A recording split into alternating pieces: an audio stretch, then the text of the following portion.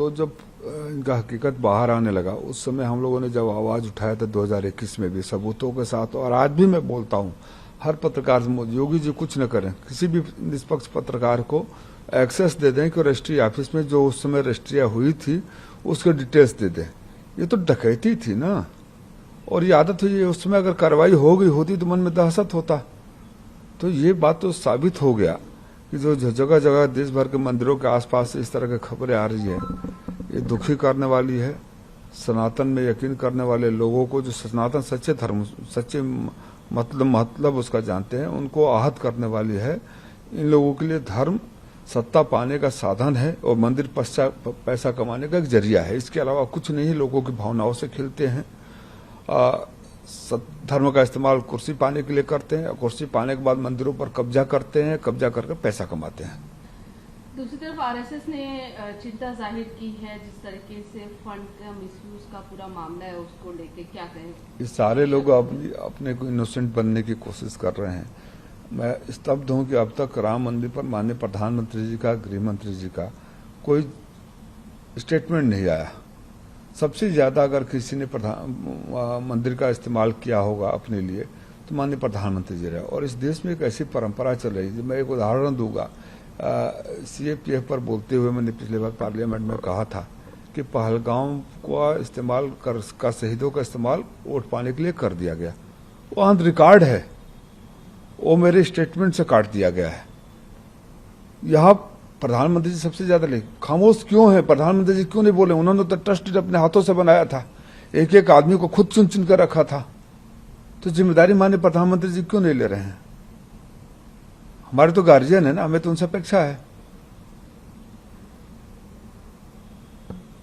Sir, दूसरी तरफ अगर बात करें जम्मू कश्मीर स्टेटहुड की, तो उमर अब्दुल्ला ये कह रहे हैं कि कब तक आखिर सेंट्रल गवर्नमेंट जो प्रॉमिसेस है वो पूरा नहीं कर रहा है, क्या हमें ट्रंप के पास जाना पड़ेगा? इस तरीके के सवाल उठाए जा रहे हैं। दुर्भाग्य है कि देश के लोगों में, खासतौर से राजनेताओं में इस तरह भाव आ रहा है, क्योंकि अब देश के लोगों को लगा है कि न जाने कौन सी हमारी कमजोर नस दबी हुई है कि ट्रंप ही हर चीज का डिक्टेट करता है। उन्होंने निश्चित रूप से सरकास्टिक स्टेटमेंट दिया है, लेकिन इसमें लोगों का, देश के लोगों का दर्द जुड़ा हुआ है। बाबा रामदेव ने एक स्टेटमेंट दिया, उन्होंने सुझाव दिया कि हिंदू राष्ट्र की अवधारणा को शामिल करने से अल्पसंख्यक जो समुदाय है, विशेषकर मुसलमानों में बाबा रामदेव पिछली बार फ्लाइट में मिल गए थे। मैंने बोला था, बाबा वो 30 रुपये वाला पेट्रोल क्यों नहीं दिलवा रहे हैं, लोन क्यों नहीं दिलवा रहे हैं, डॉलर को क्यों नहीं बढ़ा रहे? बाबा के पास कोई जवाब ही नहीं है। लोग सुर्खियों में आप लोग का सहयोग मिलता है, कुछ न कुछ बोलते रहते हैं। पहले बाबा अगला स्टेटमेंट दे, से पहले उनका पिछला स्टेटमेंट याद दिलाकर उनसे पूछेगा कि कब पूरा होगा। सर, एक जो पार्लियामेंट्री पैनल है उन्होंने रिकमेंड किया है suspension not removal of PM CM detain for 30 days on serious charges. उन्होंने ये फैसला किया कि रिमूवल नहीं होगा, सस्पेंशन होगा। जो ये जो नया बिल जो आया है उस पर जो एक चर्चा की गई है, कैसे देखते हैं?